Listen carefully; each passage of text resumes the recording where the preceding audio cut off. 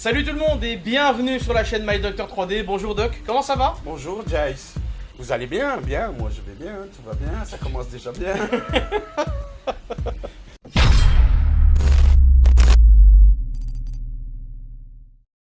Aujourd'hui on va parler de Polysmooth puisqu'on avait parlé du polisher de Polymaker et on avait un petit peu oublié, voilà, sur le tas, de parler du filament 3D de chez Polymaker qui est donc non pas un PLA amélioré mais du PVB, puisque dans les commentaires vous nous l'avez signalé, et donc pour ce faire on s'est un petit peu plus renseigné, n'est-ce pas Doc? Voilà, on s'est un petit peu plus renseigné, on a approfondi notre enquête.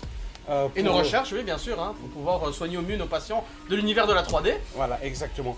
Et nous avons également fait plusieurs tests depuis que nous avons reçu ce Polymaker avec des filaments. C'est ça exactement, avec le Polysmooth. Et comme vous le voyez juste ici, vous allez d'ailleurs le voir à l'écran, quelques impressions 3D qui ont été faites avec les différents filaments, puisqu'on a reçu un filament de couleur noire, un filament de couleur blanc qu'on n'a pas encore utilisé, et un filament de couleur transparent, naturel, voilà, comme vous pouvez le voir ici notamment avec cette fameuse Sexy Stormtrooper.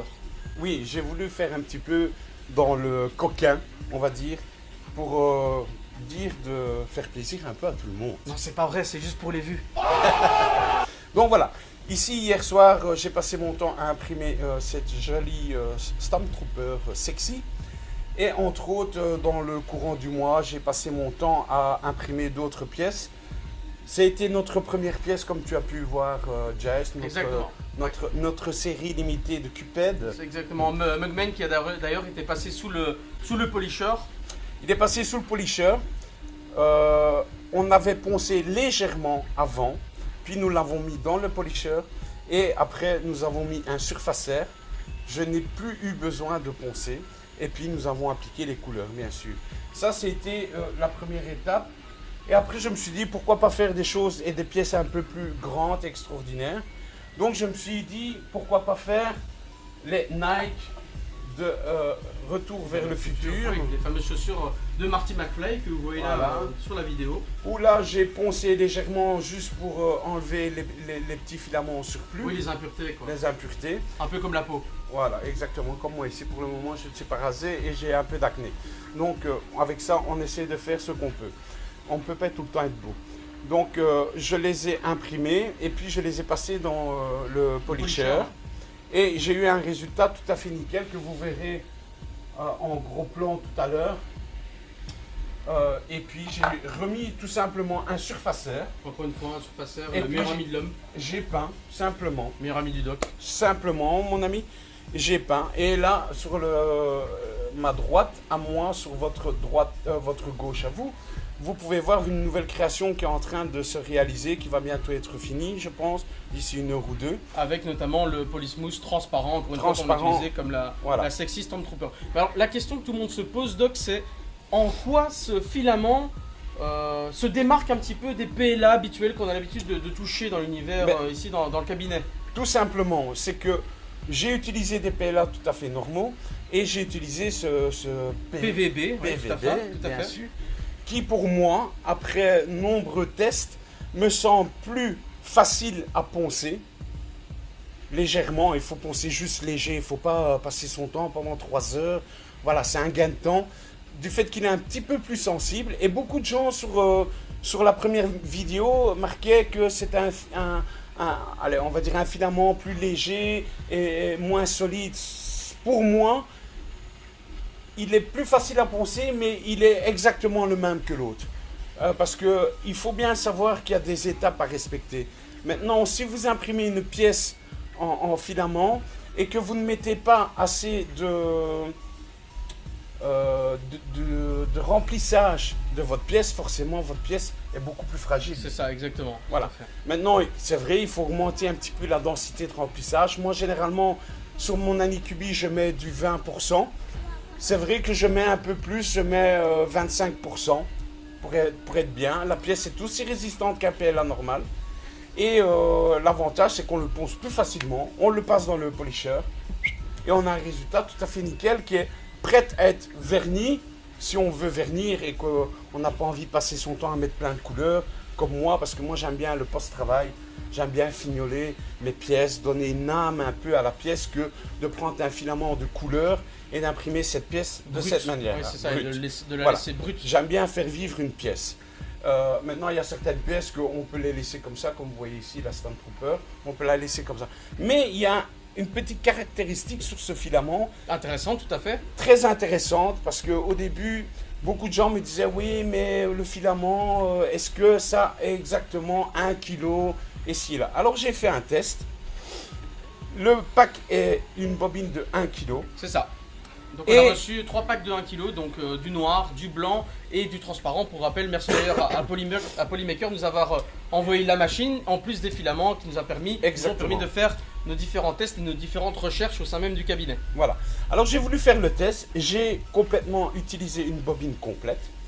Et vous allez voir dans la vidéo qu'on a fait de près, vous allez voir que sur ces bobines, l'avantage, vous allez me dire c'est peut-être ridicule, mais c'est très très très important et très intéressant. Enfin moi je trouve ça très pratique en tout cas.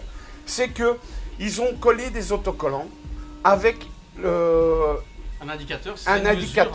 Il y a les grammes et il y a également les mètres. C'est ça qui est intéressant. Parce que les imprimantes 3D sont géniales. Maintenant, il y a plein de nouvelles technologies qui se rajoutent aux imprimantes 3D.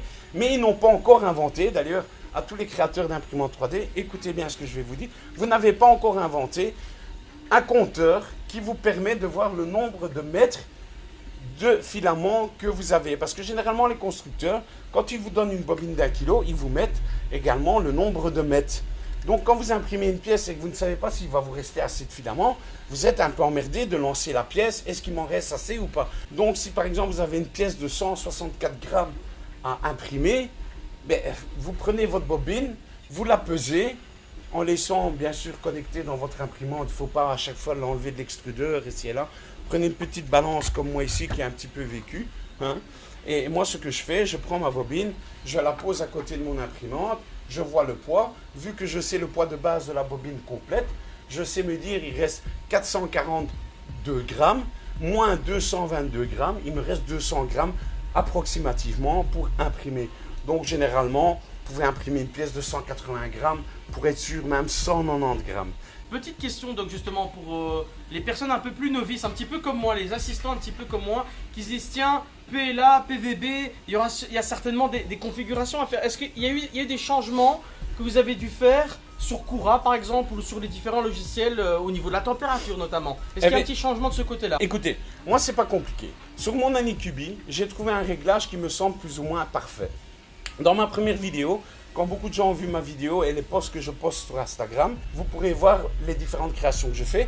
Mais donc ici, pour revenir sur le Polysmooth, donc qui est un PVB, au final, il n'y a aucune modification à faire. La température d'ailleurs est notée sur le document. Pour chaque bobine de filament que vous achetez, vous recevez aussi un espèce de petit manuel qui vous explique un petit peu toutes les caractéristiques de ce filament très spécial qui ne peut être utilisé qu'avec le Polysharp. Vous pouvez bien entendu l'utiliser pour faire de simples impressions. Mais même si vous n'avez pas la machine, vous pouvez le faire. Mais comme le filament coûte un petit peu plus cher, je vois pas l'intérêt de... Si ce n'est pas pour la polir, il n'y a pas vraiment d'intérêt. Il y a des filaments qui coûtent moins cher sur le marché. En gros, ce filament fonctionne très bien. Je le ponce très peu.